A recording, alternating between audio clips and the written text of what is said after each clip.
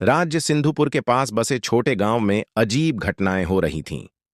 हर पूर्णिमा की रात कोई न कोई व्यक्ति गायब हो जाता और सुबह झील के किनारे सिर्फ उनके पैरों के निशान मिलते। भय और आशंका के बीच राजा वीरेंद्र ने इस रहस्य को सुलझाने के लिए अपनी सेना भेजी, लेकिन वे भी नाकाम रहे। युवराज आरव, जो अपनी वीरता और बुद्धिमानी के लिए प्रसिद्ध था, ने इस रहस्य को सुलझाने का निश्चय किया। वह अकेला ही गांव की ओर निकल पड़ा। रात होने पर आरव ने झील के किनारे छिपकर इंतजार किया। जैसे ही पूर्णिमा का चांद आसमान में चमका, झील का पानी अचानक हलचल में आ गया।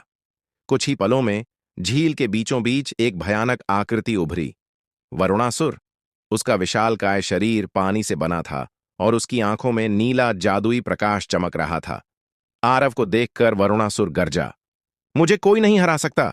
यह झील मेरी है और जो भी मेरे पास आता है वह कभी वापस नहीं जाता। वरुणासुर ने अपनी जल शक्ति से पानी के कई सांप बनाए और आरव पर हमला कर दिया।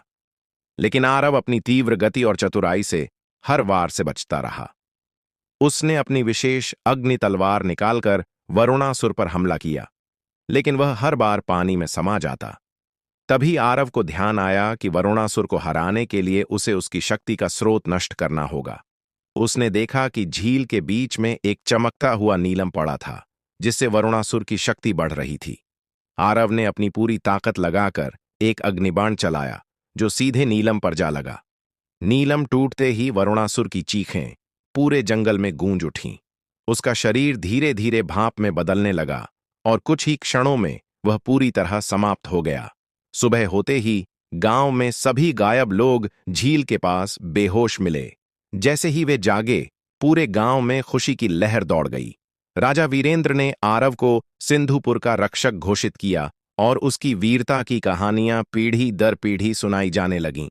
गांव में फिर कभी कोई रहस्यमयी घटना नहीं घटी और लोग सुख शांति से रहने लगे।